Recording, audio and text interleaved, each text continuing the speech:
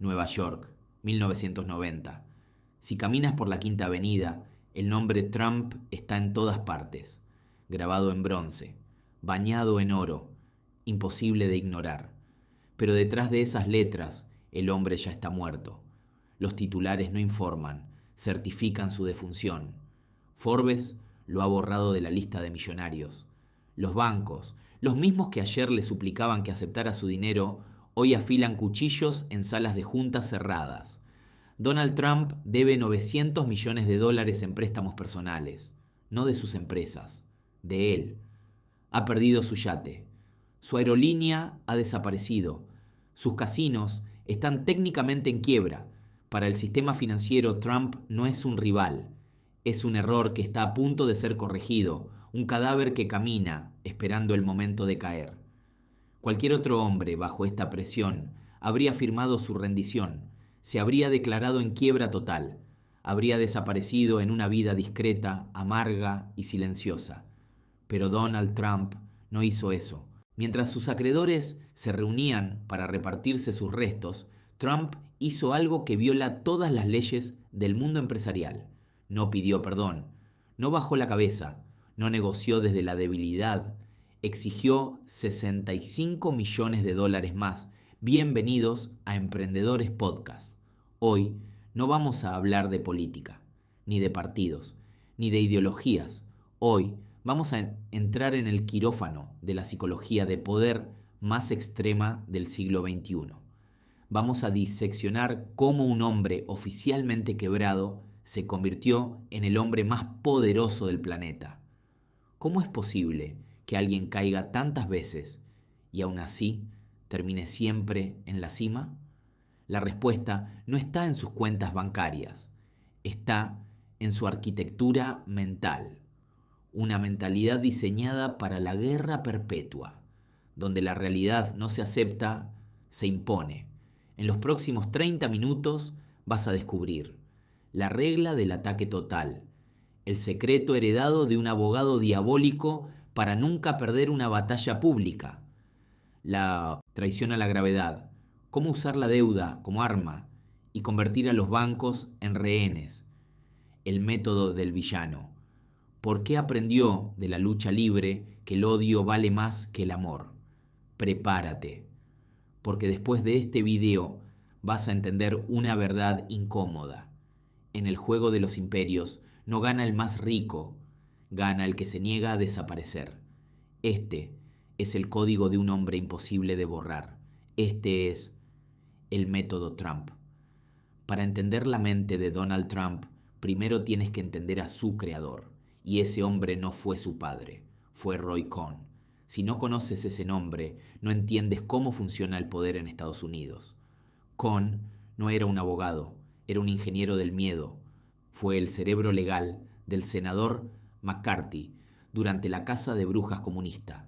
El hombre que destruyó reputaciones con rumores y, al mismo tiempo, el abogado personal de las familias más violentas de la mafia neoyorquina. Cuando un joven Donald Trump conoce a Roy Cohn en un club privado de Manhattan en 1973, Trump está acorralado. El gobierno federal lo está demandando por discriminación racial en sus edificios. Su apellido está a punto de quedar marcado para siempre. Cualquier abogado convencional habría dicho: Donald, llega a un acuerdo, paga, disculpa, sobrevive. Roy Cohn, no. Cohn lo miró y le dio la lección que reescribió su ADN. Diles que se vayan al infierno y luego golpéalos primero. Ese día, Trump traicionó la diplomacia y adoptó la trilogía del ataque, 3 reglas que aplicaría en cada negocio, cada juicio y cada elección desde entonces. Regla 1. Ataca. Siempre. Cohn le enseñó que la defensa es una admisión de debilidad. Si te demandan, tú los demandas por el doble. Si te acusan, tú acusas primero. Si te critican, cuestiona su legitimidad.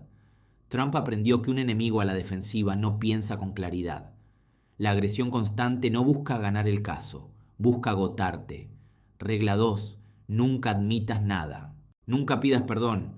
Para Cohn, una disculpa no es moralidad, es una rendición pública. En el momento en que pides perdón, validas la historia de tu enemigo. Trump entendió algo brutal. Si te mantienes firme, incluso frente a pruebas, creas confusión. Y en la confusión, la gente duda. Y cuando la gente duda, el poder sobrevive. Regla 3. Declara la victoria y no te retires jamás. No importa el veredicto, no importa el balance final. Sales ante las cámaras y dices, ganamos. Con convicción, sin matices. Esta es la traición a la humildad. Cohn le enseñó que el mundo no sigue a los correctos, sigue a los que parecen invulnerables. Durante esos años, Trump no aprendió bienes raíces, aprendió guerra psicológica. Cohn lo introdujo a políticos, jefes de policía, periodistas clave. Trump vio cómo la información se intercambiaba como moneda y cómo el miedo abría puertas que el dinero no podía comprar. Por eso hoy Trump reacciona igual ante un juicio en Nueva York que ante una crisis internacional. No es impulsividad, es doctrina. Es una técnica pulida en oficinas oscuras donde perder no era una opción. Golpear primero, golpear más fuerte y jamás bajar la mirada. Esta fue su primera gran traición. Traicionó las reglas de cortesía de la élite para jugar un juego más sucio y mucho más efectivo. Porque en ese juego no gana quien tiene razón. Gana quien resiste más tiempo sin parpadear. Existe una ley no escrita del capitalismo que nadie enseña en las universidades, pero que gobierna el mundo real con una precisión quirúrgica. Dice lo siguiente: si le debes $100,000 al banco y no puedes pagar, el problema es tuyo. Pero si le debes $1.000 millones al banco y no puedes pagar, el problema es del banco. A principios de los años 90, Donald Trump decidió comprobar si esa ley era real o solo un mito urbano de Wall Street. Hasta ese momento, Trump había construido su imperio sobre una sola premisa: apalancamiento extremo. No compraba con dinero propio, compraba con deuda. El Taj Mahal en Atlantic City, el Hotel Plaza en Nueva York, su aerolínea, sus casinos. Todo estaba financiado con préstamos gigantescos, intereses agresivos y una fe ciega en que el crecimiento nunca se detendría. Pero el mercado no tiene piedad. La economía se enfrió. El sector inmobiliario se desplomó. Los casinos dejaron de generar efectivo. Y, de repente, el hombre que simbolizaba el éxito dorado de los años 80 estaba atrapado en una tormenta perfecta. $3.400 millones en deudas. De ese monto, 900 millones eran personales, no de sus empresas, de él. Para cualquier otro empresario, este habría sido el final del camino. La gravedad financiera finalmente cobrando su deuda, el descenso inevitable a la irrelevancia. Pero Trump no reaccionó como un deudor, reaccionó como un estratega. Aquí ocurre su mayor traición a la lógica. Trump entendió algo que la mayoría de las personas jamás comprenderá. Su quiebra no sería solo su problema, sería una catástrofe sistémica. Así que hizo algo impensable. Se sentó frente a los representantes de los bancos más poderosos del mundo: Citibank, Chase Manhattan, Bankers Trust. No fue a pedir perdón, no fue a suplicar tiempo, no fue a mostrarse humilde, fue a informarles. El mensaje, aunque nunca pronunciado así, fue brutalmente claro: si yo caigo, vosotros caéis conmigo. Trump sabía que si se declaraba en quiebra total, esos bancos tendrían que absorber pérdidas tan grandes que sus propios balances se verían amenazados. Sabía que se quedarían con hoteles vacíos, casinos ingobernables y propiedades que no sabían operar. Sabía que el mercado castigaría a los bancos por haber sido lo suficientemente incompetentes como para financiarlos sin control. Y sobre todo, sabía algo más peligroso todavía. La marca Trump era lo único que mantenía vivos esos activos. Trump les explicó la nueva realidad. Si me quitáis mis propiedades, os quedáis con edificios muertos. Si me destruís públicamente, el valor se evapora. Pero si me mantenéis a flote, si bajáis los intereses, si me dais oxígeno, yo me encargaré de que recuperéis vuestro dinero. No fue una negociación, fue un secuestro corporativo. Los bancos, atrapados en la magnitud de su propio error, cedieron. No solo evitaron embargarle, hicieron algo aún más humillante. Le asignaron $450,000 mensuales para que mantuviera su estilo de vida, no por compasión, por supervivencia. Sabían que un Trump derrotado era una bomba financiera. Un Trump en control era paradójicamente su mejor activo. Aquí es donde Trump traiciona la noción clásica de responsabilidad financiera. Aprendió que el sistema no premia al prudente, premia al que es demasiado grande para que lo dejen morir. A lo largo de su carrera, Trump pasaría por 6 quiebras comerciales. Pero para él, la palabra quiebra nunca significó fracaso. Significó herramienta. La usó como un bisturí para renegociar contratos, para eliminar deudas tóxicas, para abandonar negocios mediocres mientras protegía su nombre y su capital personal. Donde el público veía colapso, Trump veía reestructuración.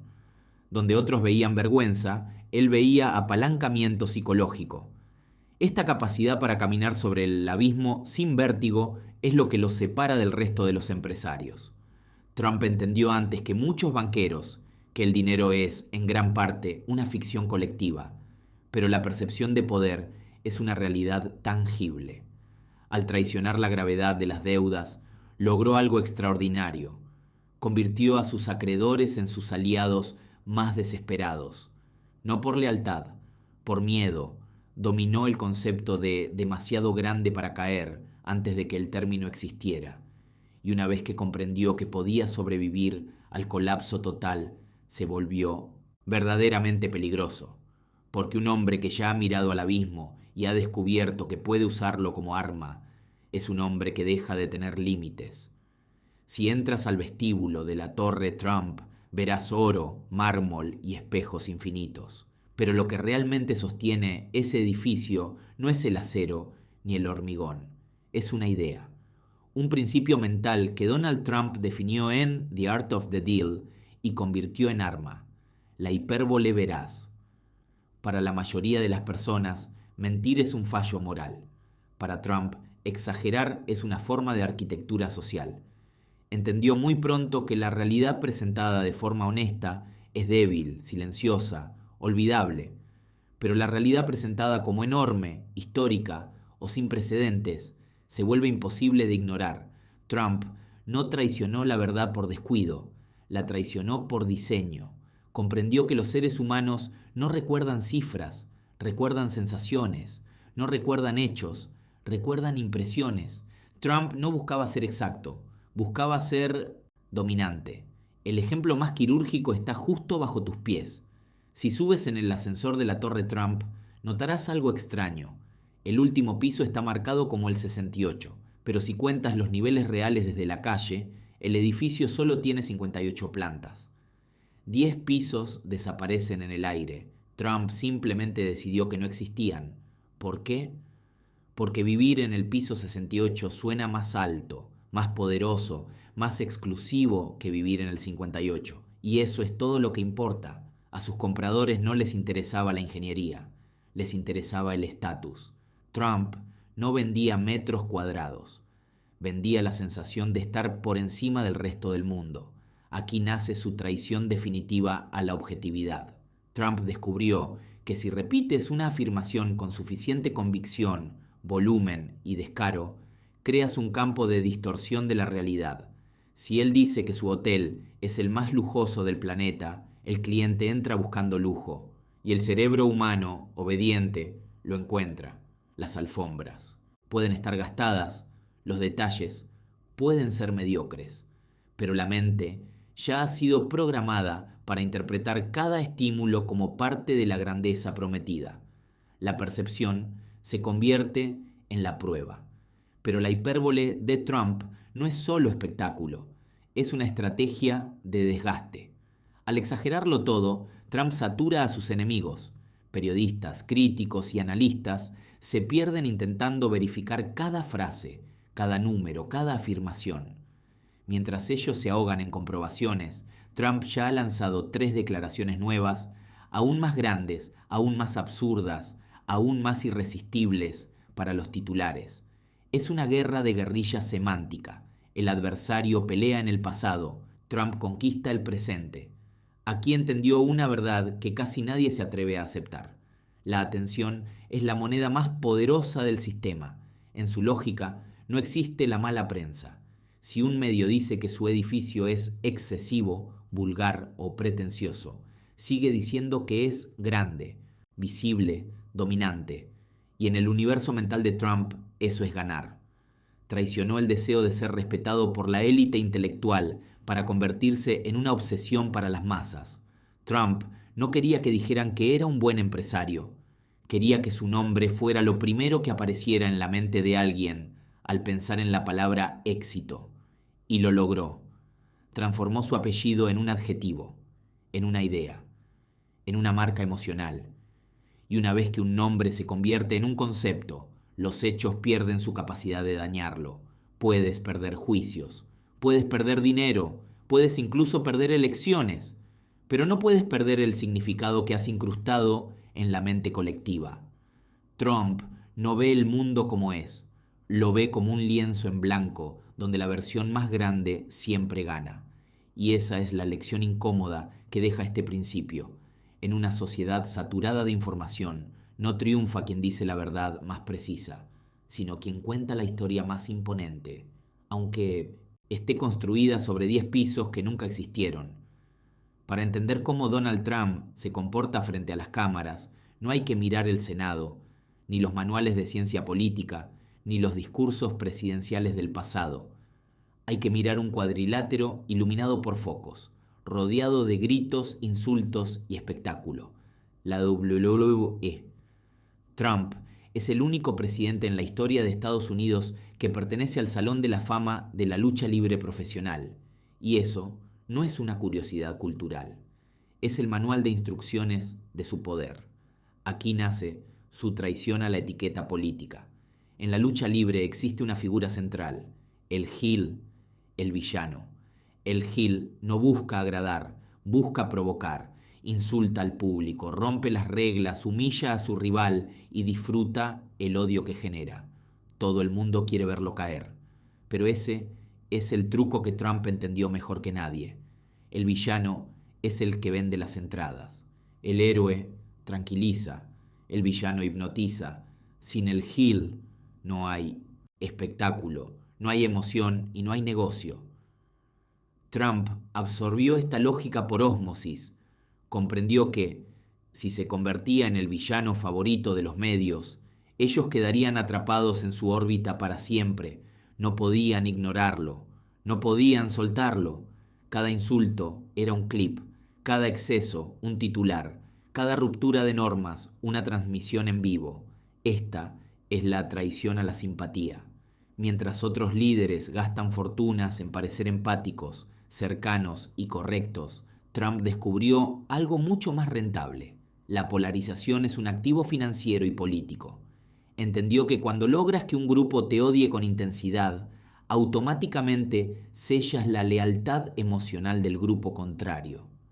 El odio externo se convierte en una medalla interna. Si te atacan, es porque estás haciendo algo bien.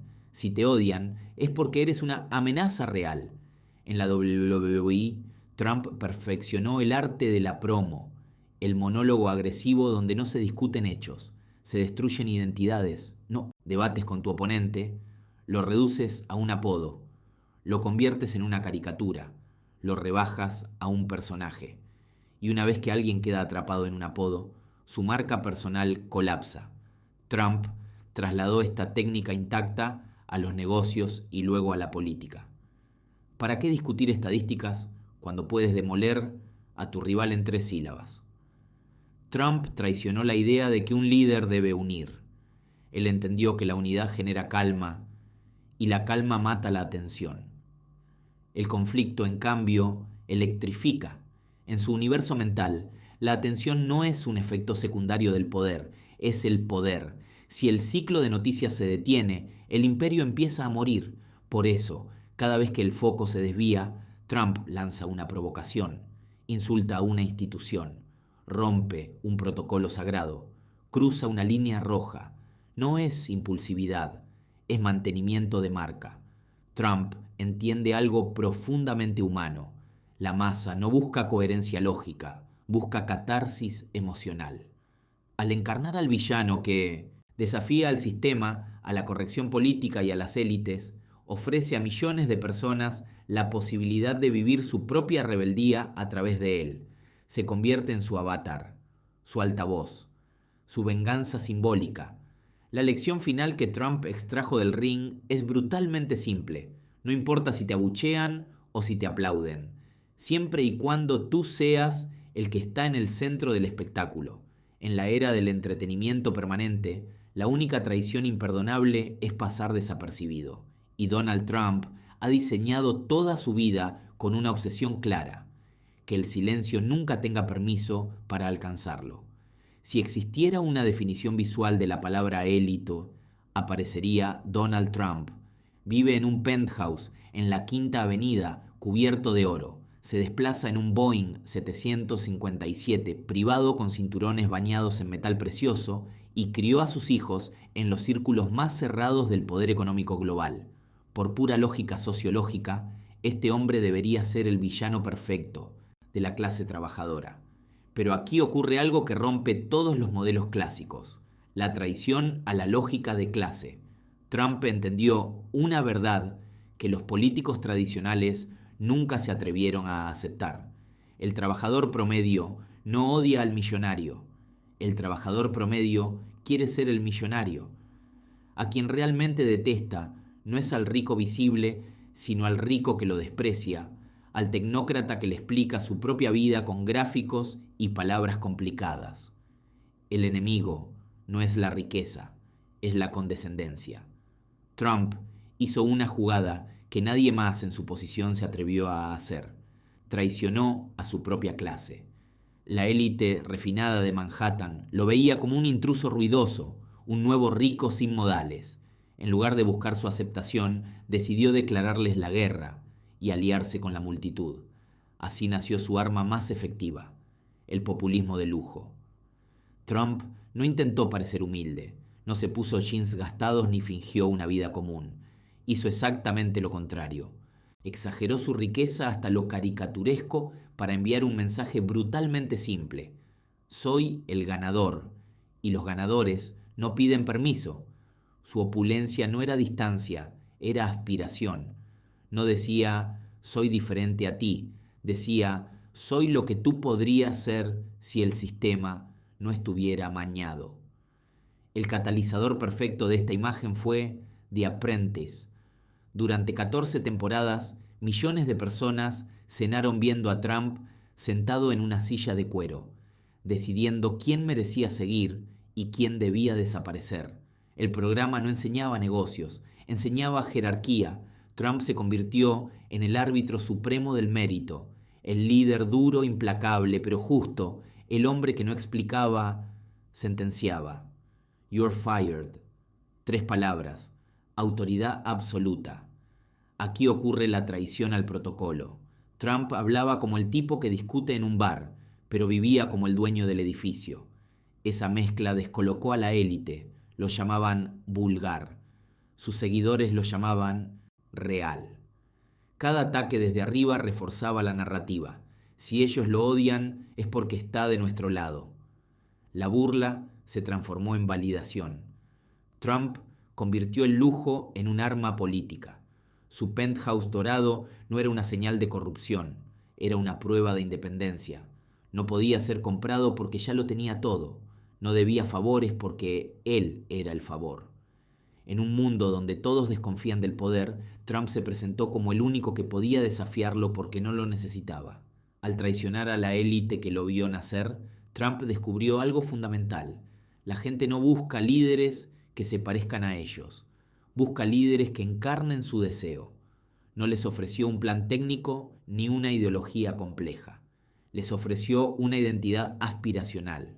Les dijo: el sistema os falló, pero yo lo conozco por dentro y voy a romperlo en vuestro nombre. Y ahí está el núcleo de su invulnerabilidad. Cuando atacas a Trump por su riqueza, por su estilo o por su exceso, No estás atacando a un hombre, estás atacando el sueño que millones proyectaron sobre él, y ningún argumento lógico sobrevive cuando se enfrenta a una identidad emocional. Trump no ganó porque engañó a la clase trabajadora. Ganó porque entendió algo que nadie más quiso entender. En política, como en la vida, la gente no sigue a quien se les parece, sigue a quien representa lo que sienten que les fue negado. En la política y en los negocios existe un ritual sagrado para la crisis. Cometes un error, pides disculpas, te retiras un tiempo, bajas la cabeza y esperas que el público te absuelva. Es el ciclo moderno de la redención pública. Donald Trump miró ese ritual y tomó una decisión radical: no participar. Esa fue su mayor traición a la ética social. Trump opera bajo una premisa que aterroriza a los manuales de relaciones públicas. La disculpa es una cesión de soberanía. En el instante en que pides perdón, aceptas que otra persona tiene autoridad moral sobre ti. Admitas o no el error, estás reconociendo un tribunal superior. Para Trump, eso es inaceptable. En su universo mental, nadie tiene el derecho de juzgarlo, y mucho menos de absolverlo. Por eso, a lo largo de toda su carrera, desde los colapsos financieros de los años 90 hasta las tormentas políticas globales, Trump ha aplicado la misma doctrina sin excepción: el contraataque perpetuo. Si lo atacan con un dato, responde con un ataque personal. Si lo acusan con una grabación, desacredita al acusador. Si lo presionan por una explicación, cambia el eje de la conversación y señala a un enemigo más grande. No intenta ganar el argumento, intenta romper el ritmo. Esta es la lógica de la tierra quemada. Trump entiende algo fundamental del ecosistema mediático moderno. La atención es frágil y el escándalo tiene fecha de caducidad. Si resistes sin retroceder durante 48-72 horas, el sistema se fatiga. Los periodistas necesitan avanzar. El público necesita otro estímulo. Al no mostrar culpa, Trump introduce una fricción psicológica devastadora. Obliga a sus críticos a preguntarse si vale la pena seguir golpeando una pared que no se quiebra. Esta traición a la humildad genera un efecto colateral poderoso. Para sus seguidores, Trump no parece un hombre acorralado, sino un titán inmune. En una era donde los líderes piden perdón por adelantado y miden cada palabra, él se presenta como una anomalía, alguien que no se disculpa, no se justifica y no se retira.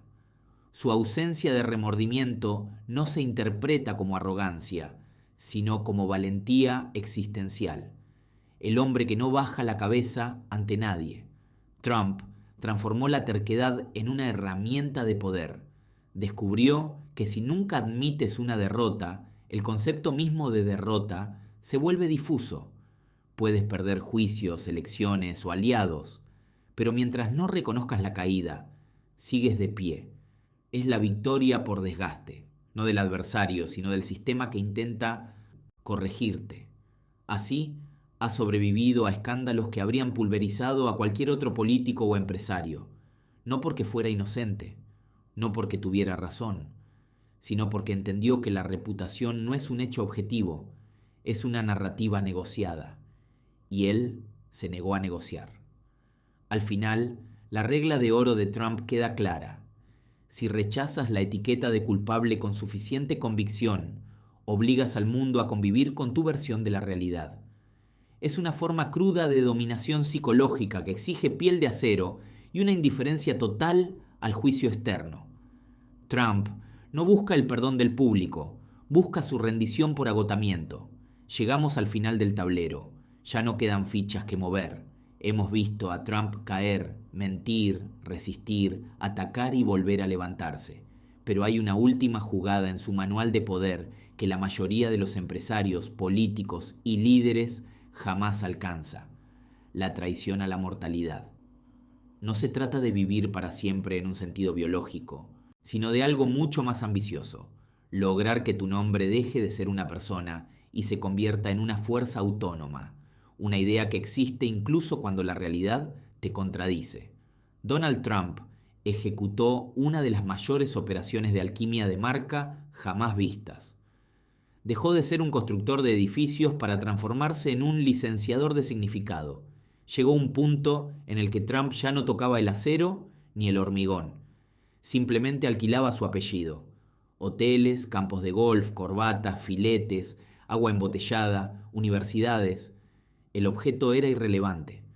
Lo que se vendía era una promesa psicológica: éxito, dominación, victoria. Esta es la traición al producto. Trump comprendió que el verdadero negocio no es lo que fabricas, sino lo que representas. Si logras que tu nombre sea sinónimo de ganador, puedes permitirte perder en todo lo demás. Si un proyecto fracasa, no fracasas tú, fracasa algo que llevaba tu nombre. Trump se volvió abstracto, se volvió líquido, se volvió inmune a las reglas clásicas del fracaso empresarial. Pero la verdadera inmortalidad llegó cuando dio el salto definitivo de los negocios a la política. Allí ya no vendía propiedades, vendía identidad. No ofreció programas complejos ni soluciones técnicas, ofreció pertenencia. Logró que millones de personas sintieran que atacar a Trump era atacarlos a ellos. En ese instante dejó de ser un individuo para convertirse en un símbolo tribal. Y aquí está el núcleo de su invulnerabilidad. Trump no pierde porque sus derrotas no se procesan como derrotas. Para sus seguidores, aceptar que Trump ha caído implicaría aceptar que su propia visión del mundo estaba equivocada. Y el cerebro humano hará cualquier cosa antes que admitir la muerte de su identidad. Trump no construyó seguidores, construyó reflejos mentales. Él entendió la victoria de la voluntad. Si nunca aceptas el final, si sigues apareciendo, hablando, atacando y ocupando espacio, el sistema se agota antes que tú. Los ciclos políticos terminan. Los medios cambian de foco. Los enemigos envejecen. Trump convirtió su vida en una prueba de resistencia donde el objetivo no es ganar rápido, sino no desaparecer jamás. Este es el nivel final del método Trump. Ha transformado su apellido en un virus narrativo que coloniza la atención global, ya sea por devoción o por rechazo. Y en la economía moderna, donde la atención es el recurso más escaso, eso equivale a la victoria absoluta. Donald Trump logró lo que pocos en la historia: imponer su voluntad sobre la realidad factual. No porque siempre tuviera razón, sino porque entendió que el poder no pertenece a quien tiene los hechos, sino a quien logra que el mundo nunca deje de pronunciar su nombre. Y cuando un nombre deja de necesitar a la persona que lo originó, eso ya no es influencia, eso es inmortalidad. Después de desmontar este imperio, queda una verdad incómoda. El sistema nos educa para pedir permiso, seguir reglas y disculparnos por incomodar. Pero la historia de Donald Trump demuestra otra cosa. El mundo no pertenece a los más correctos, sino a los que se niegan a ser ignorados. Trump construyó su poder a través de 7 traiciones. Atacó cuando otros negociaban, usó la deuda como arma, sustituyó los hechos por percepción, convirtió el conflicto en combustible, traicionó a su propia élite para dominar a la masa, rechazó la humildad como virtud y finalmente dejó de ser un hombre para convertirse en una idea. La lección no es política, es psicológica. Trump prueba que la realidad no es rígida, cede ante quien resiste sin retroceder, ante quien soporta el desprecio, el error y el rechazo sin bajar la mirada. El mundo no premia al más moral, premia al más persistente. La pregunta es esta: ¿cuántas veces has perdido no por falta de talento, sino por pedir permiso para ganar? ¿Cuántas veces te rendiste solo para parecer aceptable? Trump nos enseñó que puedes quemar el tablero y aún así convencer al mundo de que acabas de dar jaque mate. Porque en el juego del poder no gana el que tiene razón, gana el último que deja de dudar de sí mismo.